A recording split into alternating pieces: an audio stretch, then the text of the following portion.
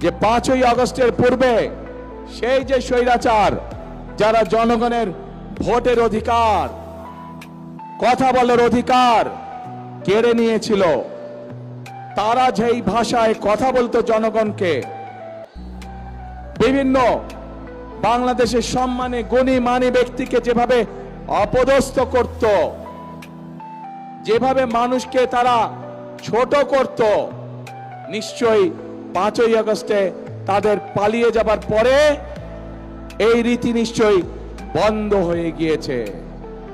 কিন্তু দুঃখের সাথে আমরা খেয়াল করলাম যে এই রীতি বন্ধ হয় নাই। একটি রাজনৈতিক দল যাদের একটি অন্য পরিচয় আছে, জনগণ যাদেরকে একটি ভিন্ন, জনগণ তাদেরকে কি পরিচয় চিনে? গুপ্ত পরিচয় চিনে, গুপ্ত পরিচয়। আপনারা চিনেন কারা তারা গুপ্ত? বাংলাদেশের রাজনীতিতে কারা সেই গুপ্ত? চেনেন আপনারা, আলহামদুলিল্লাহ। প্রিয় ভাই বোনেরা, বর্তমানে বাংলাদেশে এক নতুন জালেমের আবির্ভাব হয়েছে। এই গুপ্ত সংগঠনের ব্যক্তিরা নতুন জালেম রূপে আবির্ভূত হয়েছে বাংলাদেশের মানুষের কাছে। কেন? প্রিয় ভাই বোনেরা, এই বাংলাদেশে আবহমান কাল ধরে, শত হাজারো বছর ধরে এই বাংলাদেশে নারী পুরুষ সকলে মিলে মাঠে কাজ করে। বাংলাদেশে যেমন কৃষক ভাইরা কাজ করে মাঠে, একইভাবে আমরা জানি বাংলাদেশের বিভিন্ন প্রত্যন্ত অঞ্চলে কৃষানির বোনরাও তারা মাঠে কাজ করে।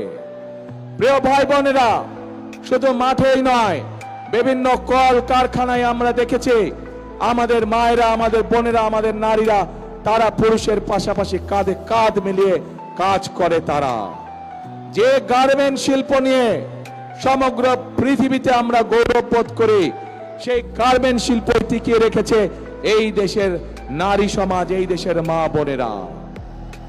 প্রিয় ভাই বোনেরা, আজ আমরা অত্যন্ত কষ্টের সাথে দেখছি, অত্যন্ত ঘৃণার সাথে দেখছি এই যে নতুন জালেম, যাদেরকে মানুষ গুপ্ত হিসাবে চিনে, এই জালেমদের নেতা সে 2 দিন আগে প্রকাশ্যে বলেছে বাংলাদেশের নারীদেরকে সে একটি অত্যন্ত কলঙ্কিত শব্দ দিয়ে ব্যবহার করেছে। প্রিয় ভাই বোনেরা, যেই ব্যক্তি বা যেই দলের তার দেশের মা বোনদের প্রতি বিন্দুমাত্র শ্রদ্ধা নেই, যেই নেতা, যেই দলের নেতাকর্মীদের নিজের দেশের মা বোনদের কষ্টের প্রতি বিন্দুমাত্র সম্মান নেই, তাদের কাছ থেকে আর যাই হোক বাংলাদেশ কখনো অগ্রগতি আশা করতে পারে না। তাদের কাছ থেকে আর যাই হোক বাংলাদেশের মানুষ আত্মসম্মানমূলক কোনো, মর্যাদাপূর্ণ কোনো আচরণ আশা করতে পারে না।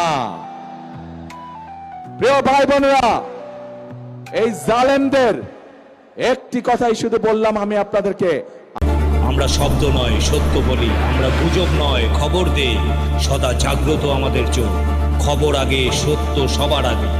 বাহাদুর লাইভ নিউজ একটি নিরপেক্ষ, নির্দলীয়, আন্তর্জাতিক সোশ্যাল মিডিয়া। সত্য জানুন, সচেতন থাকুন। আল্লাহ হাফেজ।